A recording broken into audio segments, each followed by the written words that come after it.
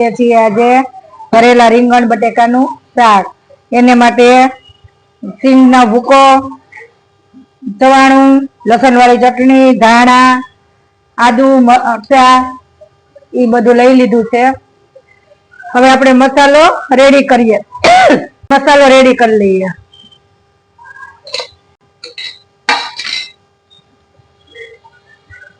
મીઠું, ખાંડ, ગુજરાતી હોય ત્યાં ખાંડ તો પેલી હોય, ધાણા જીરું ને હળદર. હવે આપણે લીંબુનો રસ.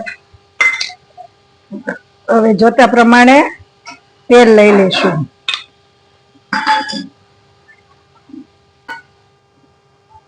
અને ધાણા નાખી દઈએ.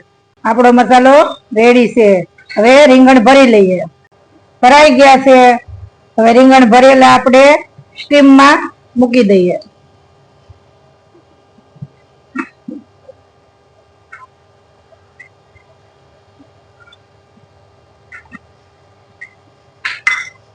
હવે આપણે ઢાંકણ ઢાંકી દઈએ.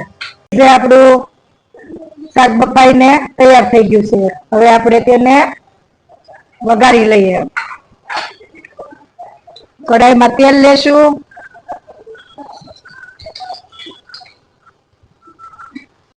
જીરું નાખશું. આપણે હિંગ નાખશું. આદુ, લસણ ને મરચાની પેસ્ટ નાખશું.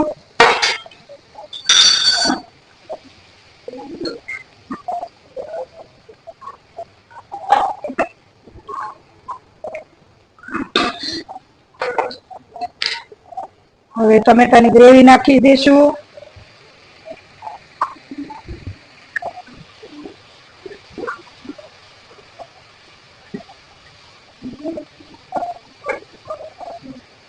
હળદર નાખી દઈશું.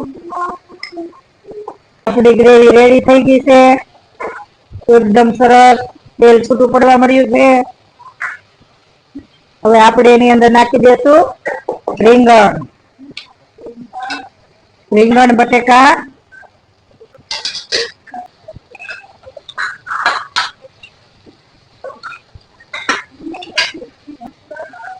મસાલો બધો નાખી દઈએ. પાણી ઉમેરી દઈએ.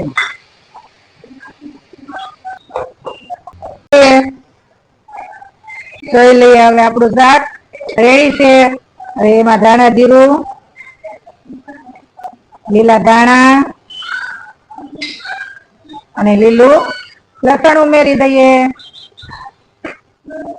રેડી છે આપણું શાક ભરેલા રીંગણનું. હવે સર્વ કરી દઈએ.